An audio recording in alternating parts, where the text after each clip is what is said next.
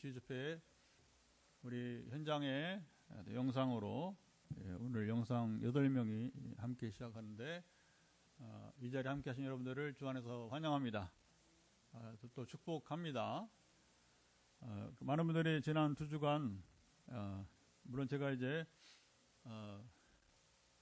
입원 수술하기 전에 또 좀 무리가 되기도 했지만 출발하기 전에 주일날 우리가 지난 93차 말씀 치유 집회를 하고 실제는 이제 지난 한 주간만 우리가 이제 쉬고 다시 우리가 함께 하는 귀한 시간이 되었습니다. 제가 모자를 쓰면 더 편하기도 하는데 그대로 모자를 쓰지 않았어요. 주일도 처음에 모자를 쓸까 준비했다가 모자를 쓰지 않고 그대로 수술한 그대로 머리가 좌우가 대칭이 안 맞습니다. 가위를 아직 못 대요 머리에.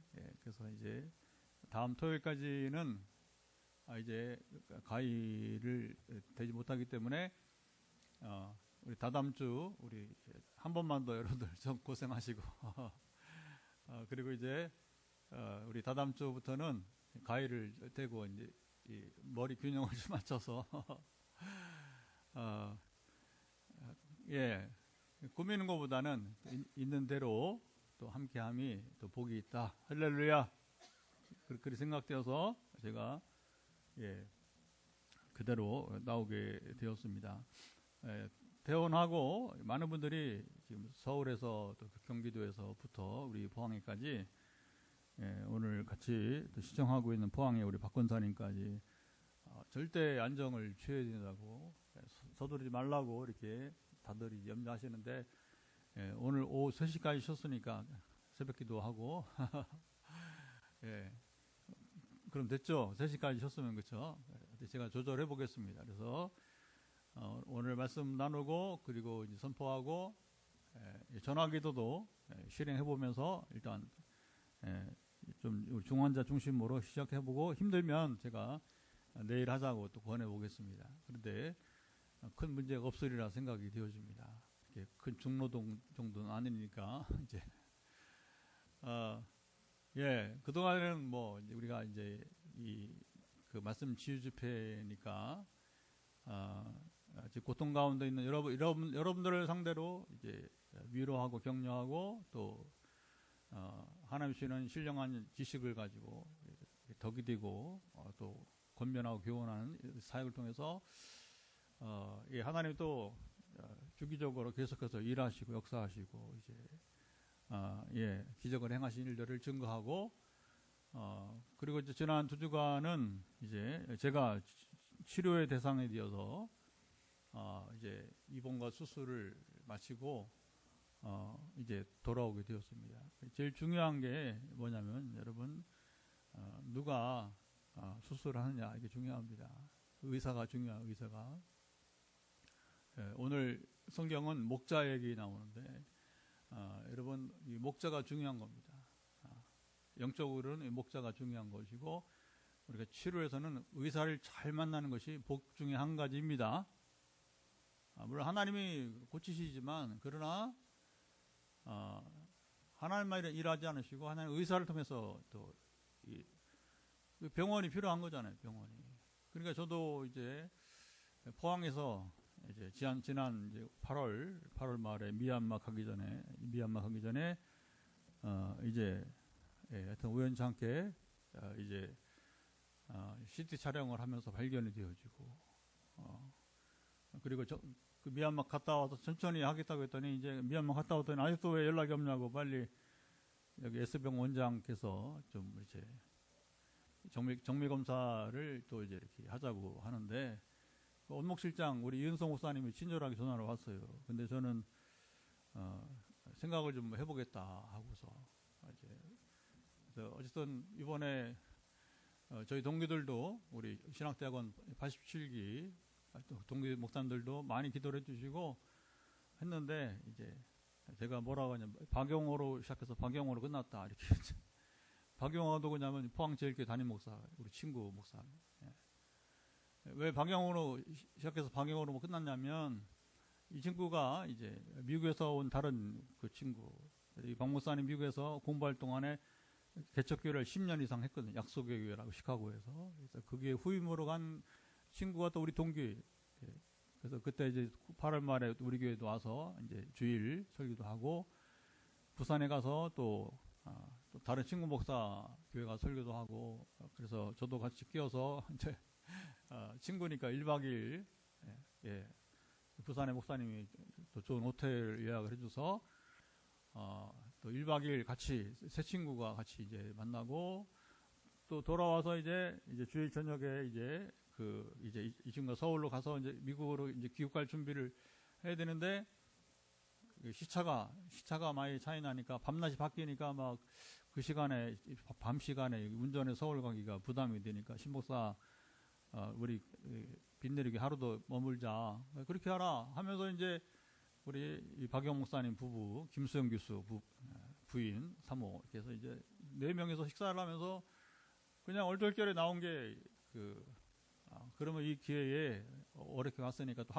하루도 연장되니까 김 목사 우리 장로님 원장인 S병원에 뇌 전문 병원이니까 뇌 CT 촬영이나 한번 하고 와라. 그러면서 겸해서 우리 신 목사님 부부도 같이 CT 촬영을 좀 해봤으면 좋겠다. 왜냐면 우리가 일반 건강 검진할 때는 뇌 촬영을 하지 않으니까, 그래서 이게 이제 박영호로 시작이 된 거예요. 어쨌든 간에 이제 시작이 돼갖고 그 다음에는 판단은 제가 해야 되는, 선택은 제가 해야 되는 거니까. 그래서 뇌를 수술해야 되니까 딱 오픈해서 수술하고 딱 봉합하고서 떼어놨을 때에 이게 그대로 이게 보존이 되는, 안 그러면 이게 혼란스러워. 그래서 이제 그 의사를 찾는 거죠. 베테랑 의사. 뇌동맥류 최고의 기술자, 오퍼레이터, 수술자 말합니다. 그러니까 이제 이게 외과이니까 이것은 부득이하게 손기술이 필요한 거예요.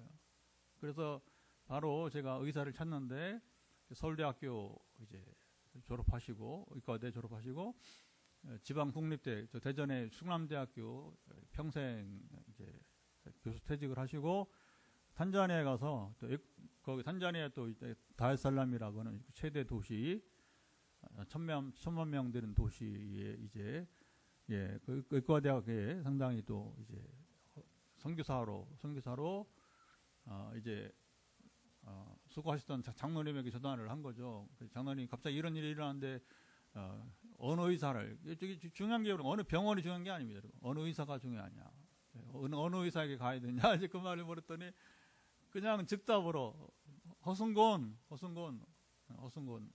허기술에 누군데요? 그랬더니 그 저기 연세대학교 저기 의과대학 퇴직을 하고 고향 인근에 저 전주에 이제 전주 가장 오래된 예수병원에서, 큰 병원에서 전문 기술이 있는데 거기 가라. 서울 가지 말고 거기 가라. 서울 간다고 여러분 뭐 베테랑 교수가 다 있습니까? 아산병원 간다고 뭐 삼성병원 간다고 서울대병원 그렇지 않잖아요, 그렇죠? 그러니까 이제 어쨌든 우리가 이제 의료 치료에서 이제 환자의 선택 중요합니다. 환자의 선택적 자유가 중요한 거예요. 그냥 맡기면 안 됩니다. 나를 제대로 최고로 감당할 수 있는 사람이 맡겨야 되는 거예요. 근데 그냥 단번에 답이 나왔어요. 답이 나와서 제가 그 남장로님을 신뢰하니까 이분이 그냥 단번에 말했으니까 이제, 근데 이제 나중에 알고 보니까 세상에 허기수님이 바로 작년에 제가 그 독일 느른베르크 한인교회 초청받아 부흥했던 교회에 또 우리 허목사님 허승우 목사님이 친형 몰랐는데 이제 이렇게 내가 입원했다 하면서 이제 수술한다. 그래서 이 명예를 찾아서 베테랑 의사 찾아와 허기수를 찾아왔다 했더니 그 양반이 바로 내 형님이다. 이렇게 이제 우리 허목사님이 그렇게 말해서, 어떤 중요한 것은 의사가 중요하고, 의사가. 그래서 전신 마취를 하고 수술을 하고 딱 깨어났을 때에 그게 감지가 되더라고요. 감지가. 정말 베테랑 의사 만났구나. 아무 조금도 빈틈없이 완전한 수술이 되었구나. 왜? 세 가지를 경고를 주었거든요. 그래서 혹시 사람이 하는 일이니까, 의사도 사람이 하는 일이니까 뇌를 여기 두개골을 오픈해서 수술을 하고 다시 이제 원상 복귀를 하는데, 거기 중요한 여기 지금 이제 신경이 있는데, 하나는 이제 기억력을 갖고 있는 신경이 바로 이제 수술 부위 밑에 하단에 있다는 거예요. 그리고 또 무슨 신경이냐면 이제 언어신경. 그리고 세 번째는 음식 맛을 느끼게 하는 이제 또 신경이 있다. 우리 일상생활에서 가장 중요한 게 세 가지 신경이잖아요, 그렇죠? 네? 하나라도 문제가 있으면 얼마나 고통이 시작이 되는 거예요. 그런데 혹 그럴 수 있는데, 목사님은 우리 허 교수님이 뭐라고 하냐면 이제 신 목사님 젊으니까 괜찮을 거다. 그 제가 해갑인데 올해 해갑 지냈는데 저를 향해서 젊다고 하길래 상당히 여러분 격려를 받았어요. 그래서 어쨌든 세 가지가 문제 없이 다 회복이 금방 알겠더라고요. 딱 의식이 깨어난 순간에 팔은 묶어 놨어요. 팔을 머리 수술해서 건들면 안 되니까 이제 중환자실에서 팔을 묶어 놔서 며칠 동안 할 수 없죠. 그래서 제가 늘 지난 15년 동안 성령이 임하시고 권능을 받아서 우리 아픈 사람들 고치는데, 심신의 질병 고치는데, 귀신 쫓아내고 이렇게 하는데 15년을 살아왔는데, 이번에는 이제 제가 전신 마취 첫 입원, 첫 수술 전부 첫자가 들어요. 60년 만에, 만 60년 해갑을 지난 다음에야 처음으로 입원도 해보고 정밀 검사도 해보고 또 이렇게 전신 마취도 해보고, 그리고 이제 수술과 그리고 다시 깨어나고 회복의 기간을 중환자실에서 일주일 동안 못 내려왔어요. 침대에서 수술하고 그래서 이제 심장이 문제가 있는 건 아닌데 관찰을 좀 하자 해서 그래서 이제 한 2, 3일 있다가 병실 갈 줄 알았더니 그게 아니고 이제 꼬박 일주일을 그래서 이제 화요일 날 수술하고 그 다음 주 지난주 월요일에서야 이제 일반 병실로 옮겨서 이제 회복을 이제 하면서 귀가도 하고, 지난 토요일 날 귀가도 하고, 그리고 이제 또 이제 주일도 지내고, 또 주일 오후에 빨리 쉬고 또 새벽 준비하고, 오늘 또 이제 월요일 날 어제 또 이제 또 새벽기도 하고 좀 많이 쉬고 그리고 또 이제 저녁에 또 다시 새벽 준비하고, 오늘 화요일 날 또 새벽기도 하고 오늘 어제 새벽에 이제 오늘 또 무슨 본문을 가지고 말씀을 전할까요 했는데, 이 말씀에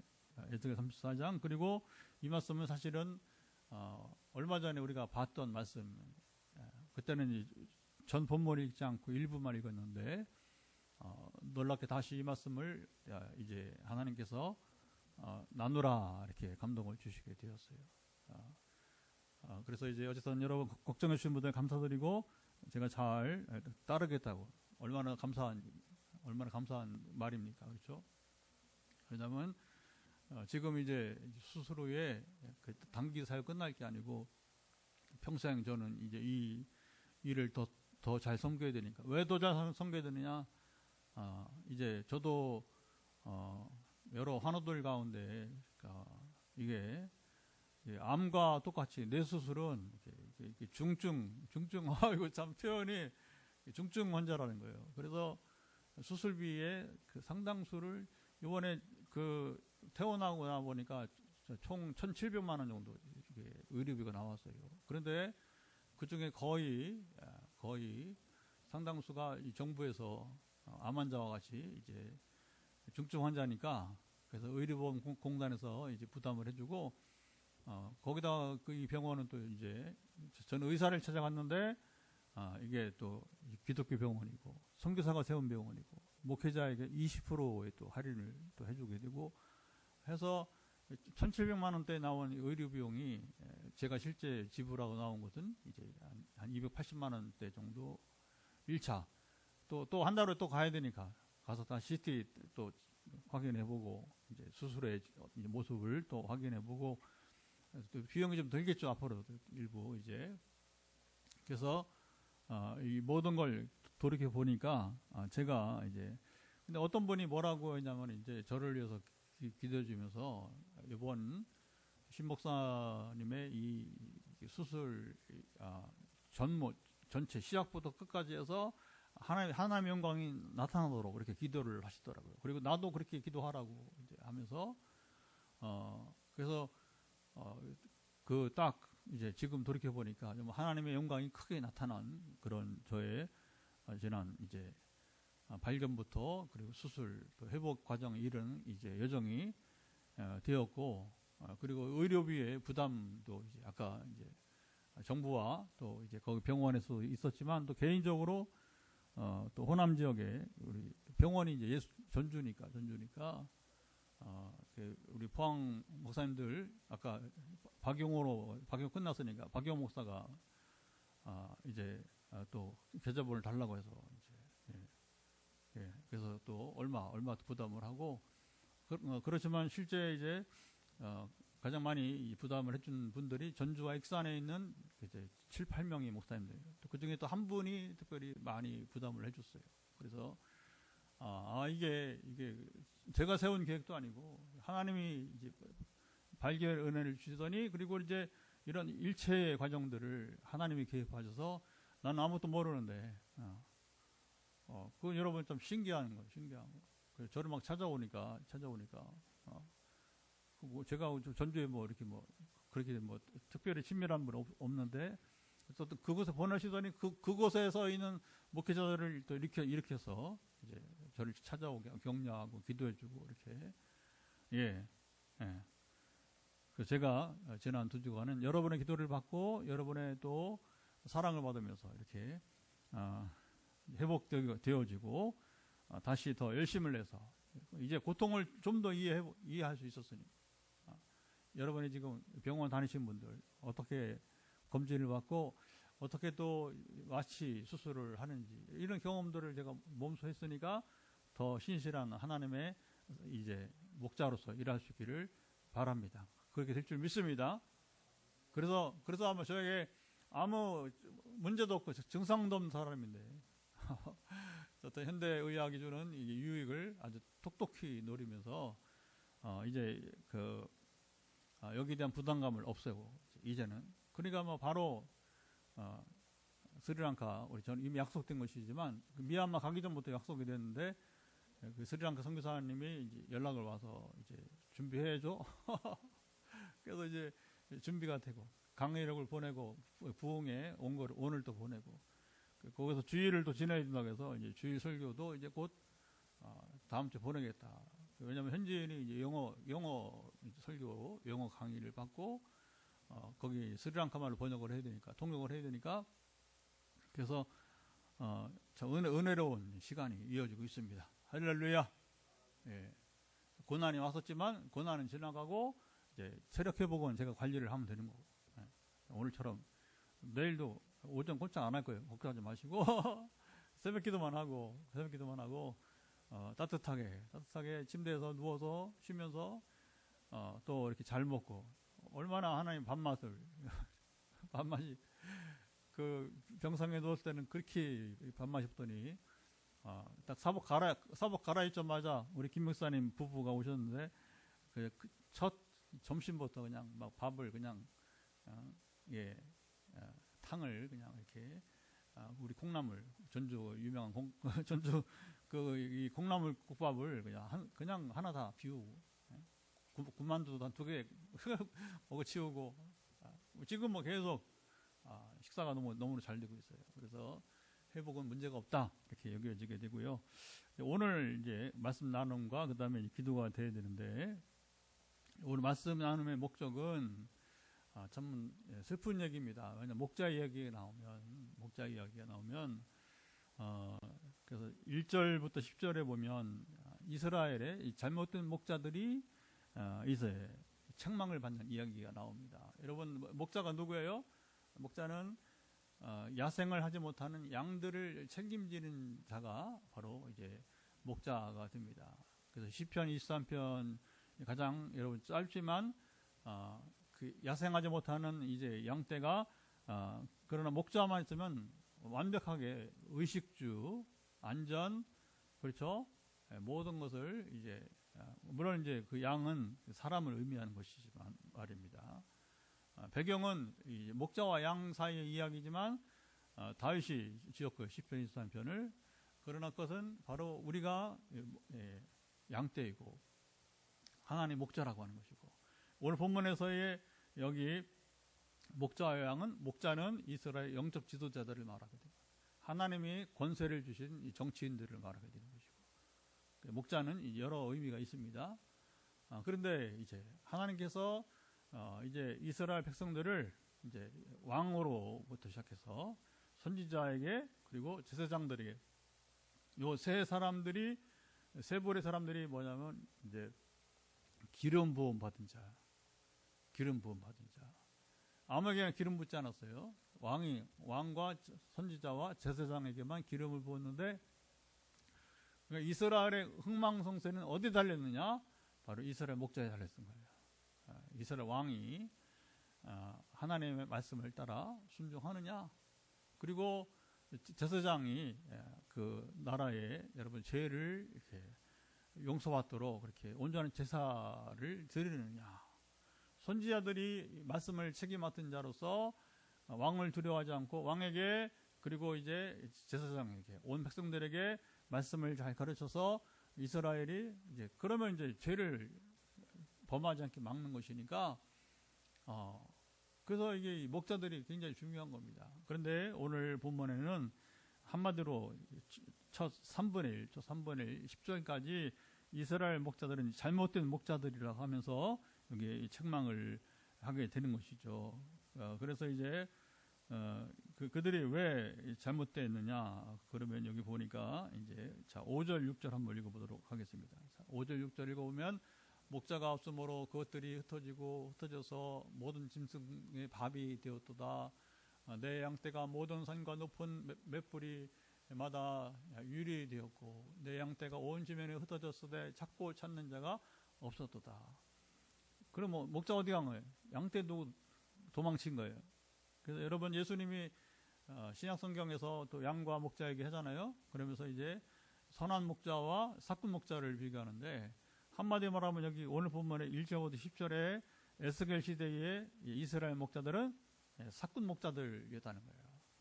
자기만 먹고 그 표현을 보면 참 민망한데 자기만 먹는 자기만 먹고 양떼는 먹이지 않고 양떼는 돌보지 못하면 흩어져 버리는 거예요. 근데 문제는 이 양은 시력이 약해서 이제 야생이 어려워요. 그래서 그냥 결국에는 뭐냐, 흩어져 버리면 그냥 들짐승에게, 늑대에게, 이리에게, 여우에게, 또 이제 개, 들개, 그렇죠? 사자, 뭐 이런 게 너무 쉬운 여러분 이제 사냥감이 돼버려서 말하자면 이제 이 잘못된 목자들 때문에 이스라엘이 흩어지고 그리고 이제 멸망 지경에 이르렀다 하는 얘기가 나오는 거죠. 여러분, 이게 주목해야 돼요. 이스라엘의 흥망성쇠가 바로 목자들이 달렸었다고 하는 거예요.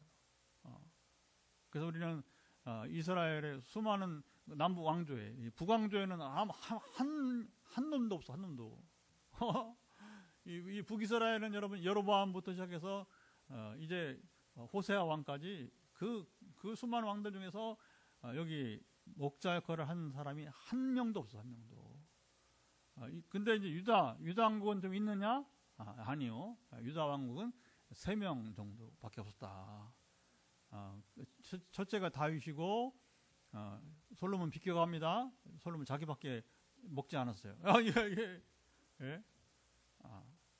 솔로몬 자기만 먹었어요. 자기만. 그리고 여자 좋아하고 이방 여자 좋아하고, 그리고 하나님 두 번이나 경고를 주면서 야 솔로몬 너 여자들 때문에 파묻혀가지고 살면서 우상 숭배하지 마라. 두 번이나 하나님 경고를 줬는데 무시해버려. 기가 막힙니다. 기가 막힙니다. 그러니까 솔로몬은 이 실패한 인생이에요. 실패한 왕이란 말입니다. 그리고 누가? 히스기야와 요시야와.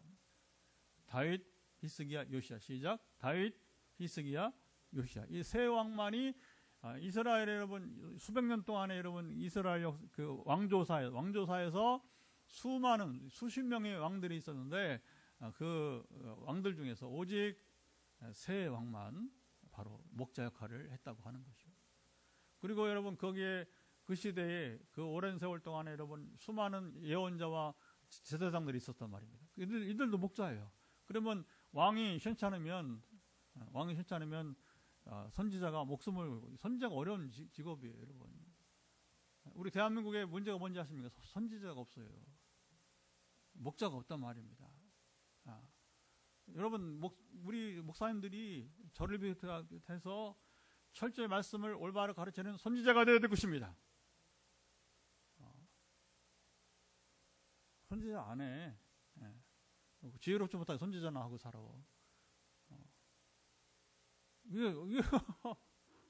이게 우리 실제 얘기예요. 우리 삶의 이야기예요. 우리 삶의 이야기. 앞으로도 여러분 대한민국의 흥망성쇠. 우리 여러분 대한민국 그 교회사만 아니라 대한민국 전체 역사의 흥망성쇠는 뭐냐? 이제 목자들이 있느냐 없느냐. 사꾼들은 목자도 아니에요. 자기 먹으니까.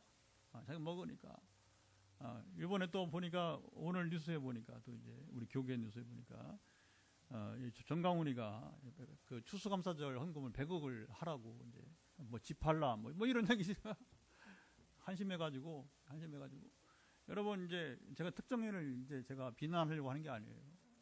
중요한 것은 그게 헌금을 여러분 이제 감동을 입은 자들이 헌금하면 되는 것이지. 그걸 왜 100억을 하라고? 그 100억 어디서 쓰게? 지난번에 여러분 뭐 200만 어림없었지만 절반도 안 모였지만 광화문에 여러분 서울에 여러분 여의도까지 모이면서 200억을 헌금을 이제 얼마나 모였는지 몰라요. 그 어디에 썼는지 모릅니다, 여러분. 목자들 안 해요. 사꾼들이에요. 사꾼들. 대한민국에 선지자가 없습니다. 선지자가 누구냐? 하나님이 원하시는 것이 무엇인지를 바로 가르치고 선포하는 자들이 선지자가 되는 것입니다. 그러면 이 시대의 선지자는 뭘 선포해야 되느냐? 대통령 부부부터 빨리 무당 떠나라고 선언해야 되는 거예요. 정말 여러분 겁쟁이들이에요. 김장한 목사부터 시작해서 김사만, 오정연이 뭐 거기야 똘마니들은 이름도 부르지 않겠어요. 그 똘마니들 이름 불러봤자 뭐 하겠어. 예? 그러나 자칭 한국을 한다는 이들이 여러분 무당을 섬기는 대통령 부부를 축복이나 하고 그리고 절대 하나님 미워하시는 것은 사실을 말도 못하는 비겁자들이에요. 비겁자들. 그리고 한국교회가 지금 여러분 얼마나 도덕성이 문제, 가정이 무너지고 있어요. 가정을 세우자는 얘기를 못합니다. 그러니까 아무 말도 못하니까 뭐 한마디 하는 게 뭐예요? 동성애. 차별법을 막아야 된다. 아직 지금 여러분 국회에서 이 사안이 물론 그 작업이 되어 왔었지만 아직 정식으로 내놓지 못하고 있어요. 왜냐하면 반발이 심한 걸 알기 때문에 그걸 쉽게 내놓지 못합니다. 그게 간단한 문제가 아니에요. 간단한 문제가. 그러면 그 말하는 용기는 있는데 왜 가정을 지키자고 가정을 거룩하게 해야 된다 이런 선지자들이 없냐는 것입니다. 그 얘기하면 교인들이 교회를 안 오니까. 이혼이 지금 여러분 뭐 세계 1위인데 자살률이 1위인데 여러분 뭐 그 얘기했다가는 뭐 자살 얘기했다가 여러분 뭐 그다음 이혼 얘기했다가는 뭐 교인들이 교회 오질 않으니까 말 못하는 거예요. 선지자가 없어요. 선지자가. 하나님 가장 여러분 미워하시는 우상 숭배하지 마라. 솔로몬에도 말했잖아요. 2번 경고 줬다고 했잖아요. 그다음에 가정을 거룩하게 지켜라. 이게 당연한 얘기예요. 당연한 얘기. 근데 이런 이제 선지자의 역할을 하면 별로 좋은 지혜롭지 못한 목사가 되어서 여러분 뭐가 지혜로운 거예요? 하나님의 원하신 뜻대로 여러분 말씀을 전하는 것이 바로 여러분 지혜로운 목사가 아니겠습니까? 거꾸로 돼버려요. 거꾸로 돼버려요. 사람들이 좋아하는 여러분 이제 이야기나 하고 이제 그러니까 예언자가 없는 거예요. 예언자가 선지자가 없는 거예요. 그래서 이 대한민국이 지금 어려운 거예요. 한국 교회는 지금 얼마나 지금 줄어드는지, 얼마나 더 날개 없는 추락을 더 해야 될지도 알지도 못하는 상황에 여러분 이르게 되는 것입니다. 그래서 이 참목자가 없는 이 땅 가운데에서 이제 하나님은 34장에 이제 11절부터 24절에 이제 목자를 보내시겠다고 말하는 거예요. 그게 어디 있냐면 이제 자 22절, 23절 한번 읽어보도록 하겠습니다. 자 22절부터 23절을 읽어보도록 하죠. 그러므로 내가 내 양떼를 구원하여 그들로 다시는 노략거리가 되지 아니하게 하고 양과 양 사이에 심판하리라. 내가 한 목자를 그들 위에 세워 먹이게 하리니 그는 내 종 다윗이라. 그가 그들을 먹이고 그들의 목자가 될지라. 그래서 그동안에 수많은 목자를 보냈는데 목자 역할을 하고 자기나 먹는 이제 사꾼이 되어서 사꾼 목자가 되어서 이스라엘 살리지 못하고 오히려 다 흩어지게 하고 다 죽게 만들어 버리니까 하나님이 이제 여러분 다윗은 죽었는데 뭐 여기 다윗에게 나오고 목자에게 나옵니다. 그래서 결국에 24절 그리스도 얘기가 나오는 거겠죠. 자 24절 또 한번 읽어볼까요? 나 여호와는 그들의 하나님이 되고 내 종 다윗은 그들 중에 왕이 되리라. 나 여호와의 말이니라. 여러분 다윗은 이미 죽은 지가 얼마인데 언젠데 여러분 에스겔 시대에 지금 다윗 얘기를 하고 있으니까 다윗은 곧 그리스도를 말하게 되는 거예요. 그래서 이 땅의 진정한 유일한 참목자는 한 분이시다. 바로 예수 그리스도이심을 다윗의 후손으로 오시는 다윗의 자손으로 오시는 바로 그 그리스도께서 우리 유일한 목자가 되신다. 할렐루야. 예. 그래서 지금은요 과거에 소위 기름 부어 맡던 왕이나 제사장 선지자 없어도 상관없어. 제가 주일날 설교하면서 김교시 선생이 우리 일제 강점기 때 무기호주의자 이렇게 제가 소개한 적이 있어요. 여러분 이 교회 건물과 여러분의 헤아릴 수 없는 사람들 여러분 숫자 아무 가치가 없어요. 목자도 참목자가 아니고 여러분 거기에 모인 사람들이 자기의 성공을 위해서만 자기 안일한 삶을 위해서만 모이는 그런 사람들이라면 그 교회에 아무 가치가 없는 거예요. 아무 의미가 없는 것입니다. 차라리 교회 없는 게 나올 수 있어요. 그러면 왜 누가 목자가 되느냐? 주님이 친히 목자가 되셔서 여러분 한 사람 한 사람을 여러분 이끄십니다. 이게 정말 우리가 조심하고 두려워할 게 바로 이거예요, 여러분. 북한에 지금 여러분 목자가 없어요. 그런데 참 목자인 그리스도께서 계십니다. 그 놀라운 건 여러분 주목해 보세요. 북한 땅에 여러분 이제 김일성부터 해서 김정은이 지금 김정일이 김정은 지금 3대 세습을 하는데 그때나 지금까지 기독교 신앙 때문에 박해를 받고 교화소죠. 감옥에 갇혀 있는 사람들이 2만 명이 넘는 평균적으로 계속 줄지 않고 어떻게 여러분 세월이 지금 몇 년인데 그때나 지금이나 2만 명 이상 여러분 이제 그 북한에 우리 그 기독교 신앙 때문에 그들이 붙잡혀서 고통을 당하고 있는가? 바로 목자이신 주님이 친히 북한의 성도들을 이끄시기 때문에 지하기 위해 가정교회. 그러니까 오늘 저도 목자로 전문 훈련을 신학을 20년 동안이나 공부를 제가 하고 35년째 제가 단임 목회를 지금 하고 그리고 제가 이제 앞으로 이제 10년 뒤에는 이제 우리 현재 우리 교단법으로 말하면 은퇴를 해야 돼요. 내년부터 10년 남았어요. 칠순까지 올해 이제 해갑이니까 내년부터 10년이 지나면 제 칠순인데 몰라요. 그 어떻게 하나님 저를 이끄실지 모릅니다. 중요한 것은 뭐냐? 목사직이 중요한 것이 아니다. 교회 건물이 중요한 것이 아니다. 그래서 뭐냐? 우리에게는 참 목자가 계시느냐 아니냐. 제가 얘기했잖아요. 제가 내에 지금 이제 정밀 검사를 해야 된다. 근데 거의 그 다음에는 이제 수술로 가야 될 것이라 예견을 받으면서는 그 다음에는 한 사람이 저한테 필요한 겁니다.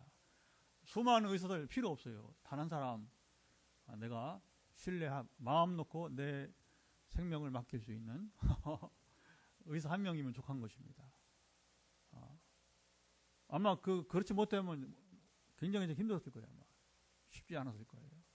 근데 정말 그렇게 기도하고 그렇게 했는데 이제 하나님이 미리 예정하셨으니까 그냥 싹 그냥 너무나 여러분 이제 이렇게 그냥 형통하게 이끌어 주셨고 할렐루야. 네. 그러니까 오늘 이 목자 역할을 이제 할 수 있는 진정한 목회자들이 대한민국에 있어야 우리 여러분 대한민국 교회가 살아나게 될 것입니다. 이게 너무 지금 뼈아픈 얘기를 우리 나누고 있는 거예요. 뼈아픈 이야기를 나누고 있는 거예요. 그렇다고 제가 함부로 여러분 그냥 싸잡아서 한국의 모든 지금 목사님들을 제가 비난하고 뭐 자격이 있느니 판단하지는 않습니다. 그러나 우리가 충분히 보았거니와 예언자가 없는 우리 선지자가 없는 여러분 한국 교회는 분명한 거예요. 분명한 거. 너무 지혜로워서 너무 똑똑해서 목사들이 세상살이에. 저는 이번에 이제 이 수술을 경험하면 또 뭘 이렇게 하나님이 이제 그 전부터 깨닫게 했어요. 뭘 깨닫게 했냐면, 그냥 저도 뭐 이렇게 성령 임하지 않았으면 적당히 그냥 이렇게 목회지 유지하다가 우리 친구들처럼 그냥 이제 은퇴 준비하면서 그리고 이제 연금 준비하면서 이제 500클럽, 1000클럽 뭐 이런데 이제 관심을 두고서 은퇴 후에 그냥 월마다 이제 따박따박 얼마씩 받는 이제 그냥 그 삶에만 족하리라 여겼을 것 같아요. 아무 가치 없는 인생입니다. 목자에게 포기하는 인생인 거예요. 제가 돌이켜 보니까. 그런데 성령이 임하시니까 뭐냐면 이건 뭐 가라 마라 하라 마라 할 필요가 없어요. 그냥 하나님이 연결해서 계속 저를 파송하시잖아요. 그러니까 그냥 그것도 뭐 신학교 가서 그냥 강의만 하는 게 아니고 지금도 바로 이어서 지금 이제 우리 스리랑카에 처음으로 이런 데는 이제 여러분 미얀마도 가보니 마찬가지로 이 소송 불교 이게 서남아시아의 이 불교가 진짜 불교예요. 인도, 스리랑카, 미얀마 이런 데가 진짜 불교예요. 태국 이런 데가. 우리 중국, 한국, 일본은 이 불교도 아니에요. 이건 완전 혼합주의, 완전히 부패된 여러분 불교. 무당이나 의지하고 기독교랑 똑같아요. 뭐 무당 의지하는 건 뭐 아주 뭐 기본적인 혼합주의에 빠져가지고서 부패한. 그러니까 이제 미얀마 가니까 뭐 부흥에 별로 관심도 없어. 근데 내가 부흥회를 왜 해야 되는지 설명하다 보니까 이제 오히려 막 이제 흥미를 갖기 시작하고. 지금도 스리랑카 마찬가지. 처음에 부흥회 했더니 근데 목사님은 부흥회는 몇 명 안 올 겁니다. 이렇게 하기서 제가 미얀마를 안 갔다 왔으면 그 멀었을 텐데 금방 알겠더라고. 그래서 그래 괜찮습니다. 성경 괜찮습니다. 하나님이 불러주시면 되니까. 그러면서 이제 대화가 이제 시작이 또 되다 보니까 이 부흥회를 내가 해야 되는 이유를 설명을 해 가니까 성리사님이 공감을 이제 같이 느끼기 시작하는 거예요. 그렇게 해서 3일만 제가 거기서 가서 이제 화수목금토일 월 화 이렇게까지 사역을 해야 되는데 스리랑카에서 그다음에 몰디브 가서 2박 3일 갔다가 올 거예요. 근데 이제 그 중에서 이제 거기서 이제 첫 시도니까 그러면 3일간은 부흥회를 하겠다 이렇게 한 거예요. 그리고 전 신학생들이 다 하겠다. 할렐루야. 처음에는 뭐 몇 명 안 한다 하다가 대신에 내가 이제 강의 시간을 조절하겠다. 그렇게 해서 이제 부흥회 있는 날에는 저녁을 늦게 먹어도 7시 반까지 이제 끝내달라라. 이게 어려운 나라들이 밤에 참 어려워요. 전기나 이런 것들이 어려워서. 그 다음에 뭐가 어려냐면 교통이 어려워요. 그래서 한국식으로 심야로 가면 이게 어려우니까 그래서 또 대다수가 집에서 통학을 하는 이제 경우가 돼서 그건 내가 따르겠다. 최대한 내 시간을 나도 지킬 테니까 그렇게 해서 이제 준비를 해보고 이렇게 되는 것이죠. 예. 그리고 오늘 본문의 마지막 이제 결론은 양떼를 위해서 하나님 나라 회복을 이제 말씀하시고 있는데 여러분 이게 참 중요합니다. 그래서 결국은 하나님께서 이스라엘에게 목자를 보내신 것은 이게 마지막 이게 중요해요. 하나님 나라를 이루는 이제 그 땅이 되게 하시고 그리고 하나님 나라를 이제 이 땅에 세워가는 그게 이제 하나님 목적이었던 거예요. 그런데 이 목자들이 자기만 먹고 양떼를 돌보지 않다 보니까 하나님 나라 어디 있어? 하나님 나라가. 그러니까 여러분 이제 한국 교회가 하나님 나라 이야기를 못하는 이유가 뭔지 아십니까? 이제 자기들이 이 목자들이 먼저 하나님 나라를 원치 않는 거예요. 원치 않는 거. 이거 여러분 이게 참 제가 차마 더 말을 더 표현하기 어려워요. 아니 신 목사님 무슨 말이 어떻게 무시해도 그렇게 무시할 수 있냐고. 무시하는 게 그대로예요. 그대로. 한국계 목사님들이 이 땅에서 하나님 나라 이루기를 원치 않아요. 원치 않아요. 근데 그게 한국계만 아니라 이미 이제 이 고대 세계의 이스라엘도 마찬가지였다는 거예요. 마찬가지였다는 거. 자, 그러면 이제 결론이 중요합니다. 사람이 하지 않으면 하나님이 하셔요. 사람이 하지 않으면 하나님이 하십니다. 아까 북한인 교회 얘기했잖아요. 그렇죠? 북한 교회 얘기했잖아요. 그러니까 결국에 이스라엘 중에 목자가 없으니까 결국에 그리스도를 그가 오시는 것이 마지막 방책으로 이제 주님 오시는 것이고 또 그가 오심으로 인해서 이 땅에는 뭐예요? 이제 바로 이제 하나님의 나라가 이루어지게 되는데 자 26절 27절 먼저 읽어보고 뒤에 마지막 정리해 보도록 하겠습니다. 자 26절 27절 내가 그들에게 복을 내리고 내 산 사방에 복을 내리며 때를 따라 소낙비를 복된 소낙비를 내리리라. 그리한즉 밭의 나무가 열매를 맺으며 땅이 그 소산을 내리니 그들이 그 땅에서 평안할지라. 내가 그들의 몽의 나무를 걷고 그들을 종으로 삼은 자의 손에서 그들을 건져낸 후에 내가 여호와인 줄을 그들이 알겠고 결국에 이제 그 이전에는 땅이 황폐화돼 가지고 또 하나님 또 이스라엘 또 멸망시키잖아요. 그렇죠? 멸망시키잖아요. 그러니까 땅이 황폐화돼요. 그러나 목자가 없는 이 땅 가운데 하나님께서 이제 멀리 신약 시대에 그리스도를 보내실 것을 예언하시면서 또 하나님 스스로 이 땅을 다시 이제 세우시게 될 것이다. 그건 뭐예요? 포로로 붙잡혔다가 70년 동안 형기를 마치고 돌아오게 하시면서부터 이제 다시 이제 그래서 사실은 이스라엘이 그 바벨론 포로 후에 귀국은 하지만 제대로 된 왕가를 한 번도 이루지 못했어요. 그건 왜 그러냐? 하나님이 원치 않았기 때문에. 세워봤잖아요. 그렇죠? 사울왕부터 세워봤잖아요. 그렇죠? 그리고 이제 솔로몬이 말을 안 들으니까 솔로몬이 얼마나 하나님 실망을 했어요. 솔로몬에게. 아예 못난 사람이란 기대할 것도 없는데 처음에는 막 기대를 갖게 하던 솔로몬이 나중에는 누구보다 뺨치게 아주 세속적인 사람으로 변해버려가지고 솔로몬이 그저 여자에 빠지고 돈에 빠지고 환락에 빠지고 이 솔로몬이 그 실패한 인생이 돼버리는 거예요. 여러분 얼마나 하나님이 허무하십니까? 그러니까 이제 그 포로 후에는 하나님이 왕을 세우지 않아요. 이스라엘 왕을 세우도록 허락하지 않으셔. 하나님께서 해봤자 아무 가치가 없으니까. 왜? 그가 목자가 되지 않으니까 하나님이 스스로 왕이 되신 나라가 되게 되는 거예요. 그래서 마지막에 여기 27절 보면 내가 여호와인 줄 그들이 알겠고 이렇게 말씀하잖아요. 그러면서 이제 30절 31절 이제 읽고 마치도록 하겠습니다. 30절 31절 그들이 내가 여호와 그들의 하나님이며 그들과 함께 있는 줄 알고 그들 곧 이스라엘 족속이 내 백성인 줄 알리라. 주 여호와의 말씀이라. 내 양 곧 내 초장의 양 너희는 사람이요 나는 너희 하나님이라. 주 여호와의 말씀이니라. 여러분 하나님은 결국 뭐냐?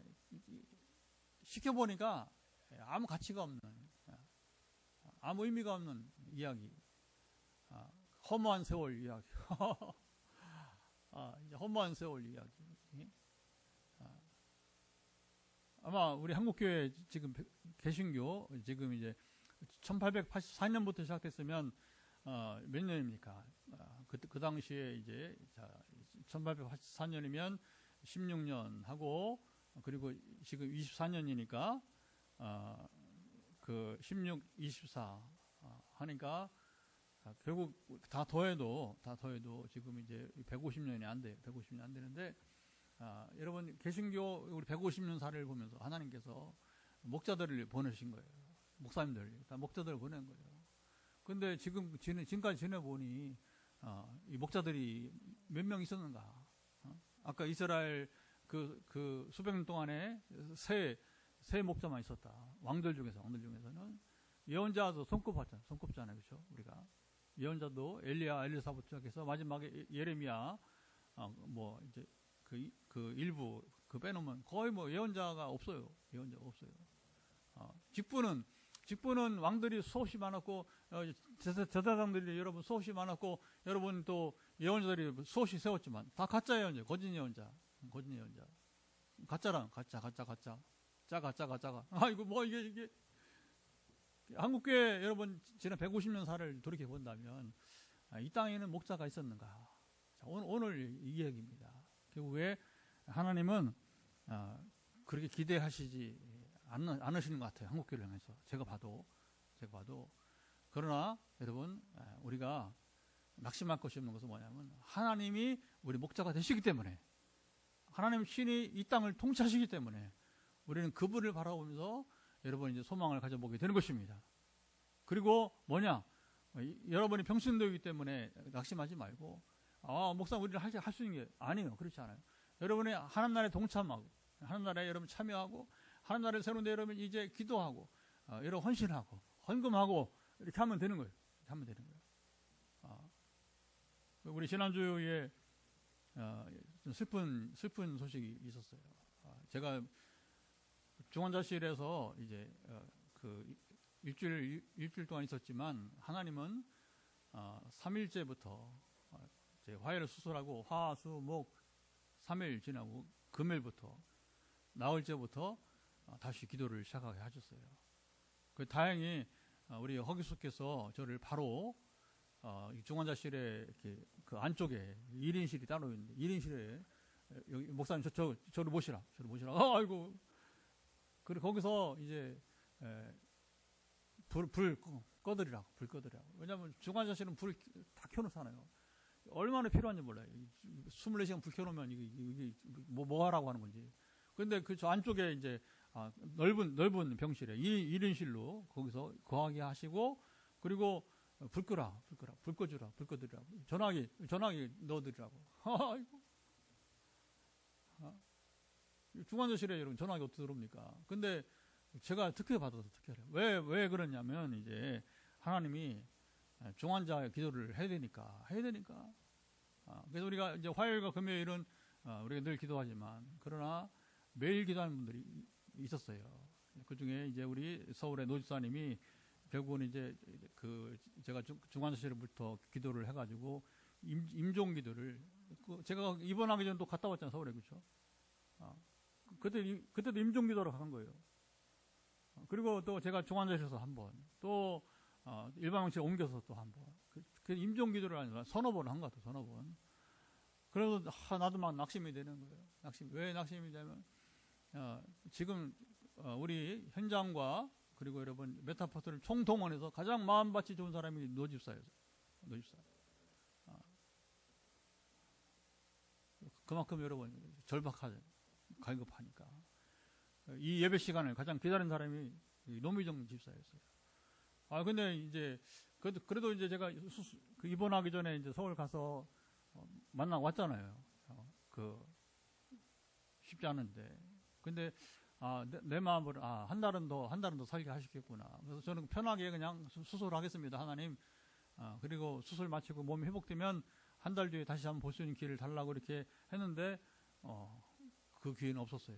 지난 목요일 날 이제 운명하고 진짜 그때는 마지막 임종기도 또 하고 그리고 막 노집사님이 목사님 힘들어도 와서 저의 장례식에 한 순서를 담당해 달라고 예배를 한번 부탁을 죽기 전에는 거기서 해야죠. 간다고 해야지. 근데 이제 가려고 했어요. 실제로. 근데 이제 병원에서도 허락도 안 하지만 저를 사랑하는 이제 그 노집사를 소개했던 우리 또 선교사님, 남아공 선교사님, 또 우리 지금 같이 예배 드리고 있는 또 이제 목사님, 이제 또 김 목사님, 서울의 김 목사님이 절대 안 된다, 절대 안 된다. 목사님이 움직이면, 이번 움직임은 정말 이제 그동안 하나님의 은혜가 다 무너질 수 있는 이제 때가 되기 때문에 절대로 목사님 움직이면 안 된다. 그래서 결국은 이제 그래서 그 딸을 이제 우리 효준이, 그래서 큰 딸을 설득을 하고, 절대 목사님 네가 이해해야 된다. 지금 본인이 지금 이제 지금 회복이 안 되면 지금 이거 지금 한 번이 중요한 게 아니라 나중에 더 많은 세월이 더 너에게 중요하다. 효준아, 이해를 하라고 혼자해서 다행히 그 효준이가 그 말을 들었어요. 들어서 저랑 소통을 계속하면서 이제 그래서 왜 그런 엄마를 저한테 질문이 왜 아니 좀 살리겠다 하더니 왜냐면 임종 기도가 3번 4번 반복되니까 이제 근데 하나님 금방 답을 주더라고요. 효준아, 하나님 너를 믿고 엄마 데려갔다. 그러니까 너의 가정은, 그리고 너의 애가와 이제 친가, 할아버지, 할머니, 양가, 네가 전도하면 된다. 엄마는 역할을 다 했다. 엄마 역할을 다 했다. 그러니까 이게 막 너무 그 사람의 마음으로 너무 힘겨운 그런 그것 때문에 많이 부담이 됐어요. 그런데 하나님이 이제 깨닫게 하시니까 그때 막 효준이가 목사님 너무 부담스러워. 부담 가질 거 없다. 네가 할 일이라 하나님 하실 일이니까 너는 마음만 열고 나를 따르면 된다. 나를 따르라고. 그럼 내가 너의 가정이 완전 구원 이룰 때까지 내가 쉬지 않고 기도하고 같이 할 테니까 걱정하지 말고 네가 할 수도 없거니와. 그러나 네가 이 마음만 닫지 않고 그랬더니 그렇게 하겠다고. 할렐루야. 그러니까 이제 그 마음 상태를 이제 저는 1년 동안 엄마랑 제가 교통하는 걸 보고 이 딸이, 그리고 또 최근에 이제 두 차례 또 만나게 하고 직접 엄마랑 같이 이제 딸이 같이 만나게 하면서 신뢰를 하면서 그래서 한 사람은 또 하나님 데려가시고, 그러나 또 한 사람은 다시 또 우리 붙여줘서 우리 메타버스에 붙여서 그 영혼이 살고 그 가정이 사는 역사가 일어날 줄 믿습니다. 여러분, 그래요. 우리 생각은 너무 제한적이고 한계성이 있지만 그러나 하나님은 뜻이 계시고 그 일을 계속해서 이제 이뤄가시는 분이라고 하는 사실인 것이죠. 그러나 세상에 이 직업으로 보는 목자들은 기대하기 어렵다. 그렇다고 모든 목사들을 다 불신하라 그런 말 아니에요. 오해하지 마세요. 제가 그럴 권한도 없고 그렇게 하고 싶지도 않고, 그러나 이스라엘 역사는 사실을 그대로 보여주고 자기만 먹는 이 여러분 이제 목자들, 이제 정치인이든 여러분 이제 그다음 종교인도 마찬가지, 선지자든 제사장 마찬가지로 그래도 우리는 조금도 위축되지 마라. 왜? 하나님이 친히 우리 목자가 되셔서 역사를 이끄시기 때문에. 그래서 그 역사에 우리가 함께 동성애 하는 거예요. 그럼 우리가 지금도 이 현장에 몇 명이 지금 모여서 예배를 드리느냐? 영상에 지금 그래도 인내를 가지고 아직도 9명이 떠나지 않고 같이 귀를 기울이고 있는데, 여러분 이제 여기 뭐 영상에 뭐 몇 명이 오는지 저 상관없어요. 그거 따지자면 저는 아예 이 사역을 시작하지 안 했을 거예요.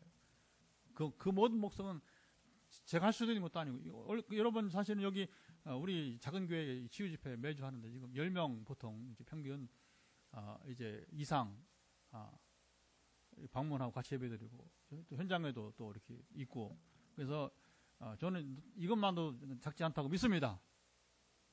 그 수가 뭐가 중요한 것은 정말 한 사람이라도, 아까 노일사하겠지만 한 사람이라도 정말로 진심으로 주를 바라고 소망하면서 하나님 나라를 이 땅에서 누리면서 증거하기 원한다면 그 한 사람이면 족한 거예요. 옛날 아프리카 선교자 리빙스턴 선교사 영국 출신이에요. 그 여러분 유명한 부흥사가 집회하는데 일주일 동안 부흥하는데 얼마나 힘이 빠지는지. 근데 그때 리빙스턴 한 사람이 회개하고 여러분 이제 제가 아프리카로 가겠습니다 했다는 거예요. 여러분 뭐 집회에 10만 명, 100만 명 참석해서 뭐 합니까? 거기에 정말 목숨 걸고 리빙스턴처럼 내가 아프리카로 가겠다고 헌신할 사람 한 사람이면 충분한 것입니다. 저도 그래. 8년 전 개척도 지금 8년 후 지금도 마찬가지고 몇 명이 모여서 상관없어요. 진정으로 하나님을 두려워하고 세상을 두려워하지 않고 정말로 이 시대 선지자로 우리가 이제 목자로 살아가겠다고 하는 한 사람이 있으면 충분한 것입니다. 그러면 저는 조금도 위축되지 않냐고, 조금도 여러분이 제가 흔들리지 않고 저는 하나님 나라 운동을 해 나가게 될 것입니다. 그래서 기도하죠. 예, 그래서 이제 에스겔 34장에 왜 이 참목자에게 그리고 이 같은 본문을 또 시간도 얼마 지나지 않아 다시 한번 이 말씀을 보게 하신 것이 뭐 저부터 먼저 깨달아. 저부터 먼저 신목사 참목자가 되라. 참목자. 그리스도를 본받서 그리스도 더불어 참목자가 되라. 너만 먹지 말고 너만 먹지 말고. 그리고 그게 뭐예요? 우리 교회는 그런 교회죠. 헌금을 뭐 하느냐 안 하느냐 상관없어요. 그러나 정말 이제 양이 갈 데가 없어서 여러분 이제 꼴을 먹고 싶어서 찾을 때 네가 거절하지 않겠느냐. 제가 거절하면 저는 목자가 아닌 거예요. 한 번도 거절해 본 적 없어요. 본인이 손을 내려놓고 세상이 좋아서 나가는 경우는 있어도 제가 먼저 손을 끄는 적은 한 번도 없습니다. 한 번도 없습니다. 그래서 이제 이 말씀을 보면서 우리가 서로 기도했으면 좋겠어요. 그래서 이 땅에 목자들이 있기를 원합니다. 가짜들 세우지 말아주시고 하나님. 그리고 오늘 우리가 이제 또 내가 목자가 되도록 내가 목자가 돼 살아갈 수 있도록 이런 기도하시면 좋겠습니다. 같이 한번 기도하고 우리 또 치유기도 하겠습니다. 하나님 아버지 감사합니다. 오늘 에스겔 34장의 말씀을 나누면서 참 목자에 대해서 주님 목자가 없을 때에 하나님께서는 친히 이제 주께서 이제 그 이스라엘 향하여서 말씀하시기를 이제 하나님이 친히 이제 그들의 목자가 되실 것을 선언하신 이제 말씀이 있게 됩니다. 하나님 아시죠? 이제 그 양떼를 바로 이제 다시 이제 찾을 것을 건져내실 것을 이제 말씀하신 것처럼 그래서 이제 세상 목자들에게는 소망이 없어서 이제 다윗의 자손으로 오신 그리스도를 통해서 참 목자를 우리에게 보내신 역사 이야기 그리고 하나님이 친히 지금도 세상이 아무리 타락하고 아무리 자기 중심적으로 살아간다 할지라도 하나님만의 진정으로 우리의 참 목자가 되심을 전해주는 이 말씀을 나누면서 우리가 세상에 아무 소망이 없다 할지라도 세상에 소망을 두지 않고 오직 하나님만 바라보며 나아가는 우리 삶의 여정이 될 것을 예수 선포합니다. 아버지 아시죠? 강관하사 우리는 주님을 따르는 자들이지 어느 목사를 따르는 자들이 아니고 부패되고 타락하고 정말 목자답지 못한 사람들을 더 이상 추종하지 말게 도와주시고 참 목자신 주님만을 듣는 저희들이 되게 도와주옵소서. 자, 이제 우리 치유기도 시간입니다. 여러분들 머리 끝부터 발바닥까지 이제 하나님께서 여러분의 이제 이 환부를 만져주시고 깨끗하게 치료해 주옵소서. 그리고 저를 위해서 중보기도 해주시고 이제 뭐 충분한 휴식 위에는 뭐 다른 길이 없는 거죠. 뭐 저에게는 충분히 휴식을 취하면서도 기도 섬김을 다 할 수 있도록 여러분 기도해 주시고 또 이제 그래서 하나님 이제 이번 스리랑카 가기 전에 두 달 동안에 이제 쉼을 갖고 회복한 다음에 가라고 해서 서둘러서 수술과 이제 입원을 하게 하셨는데 또 그 지난번 미얀마 갔다 오자마자 바로 이제 발견하게 하시고 그래서 이 쉼과 회복이 일어나도록 여러분 기도해 주시기 바라겠고요. 또 여러분의 환복 이제 우리 선포하고 예배를 마치고 또 잠시 쉬었다가 우리 현장 기도 그리고 전화 기도는 이어지도록 하겠습니다. 하나님 아버지 시간 우리 머리 끝부터 발바닥 이리까지 연약한 부분들에 우리가 손을 터치합니다. 우리 이제 영상에 10명이 지금 또 다시 이제 모였는데 현장에 또 우리 몇 사람들 같이 함께하는 주의 이 시간 가운데 지켜서 아버지 하나님 사랑하시고 인도하소서. 지금 머리 끝부터 발바닥까지 연약함을 회복되기를 예수 그리스도 이름으로 명한다. 어제 통치하사 주님의 역사하시고 일하시고 또 다음 주부터 다시 증거가 일어나게 도와주시고 특별히 오늘 모든 질병을 주께서 고치시지만 특별히 영적인 양식을 구하는 자들에게서 참고를 얻기를 기다리는 자에게 주여 단순한 영적인 양심만 주실 뿐만 아니라 그 참된 은혜를 사모하는 참고를 원하는 자에게 주여 육신의 병든 몸도 고쳐 주옵소서. 그래서 다음 주에는 오늘 이 시간 뒤에 바로 목사님 제가 참고를 기다리는 사람입니다. 그리고 하나님이 내 몸도 만져줬습니다. 내 환경도 만져주셨다고 주님 아버지 참으로 이제 화답하는 귀한 역사가 있기를 예수께서 선포한다. 그대로 이루어지이다. 머리에 관계된 모든 주여 이제 불면증부터 시작해서 이제 머리에 종양이 있는 우리 강사님 주님 아시죠? 또 이번에 수술한 종에 이제 아버님의 참으로 이제 뇌에 그러나 아무 문제 없이 이상 없이 참으로 회복되어 가고 있사오며 감사를 드리나이다. 아버지 아시죠? 목에 갑상선에 문제가 있는 분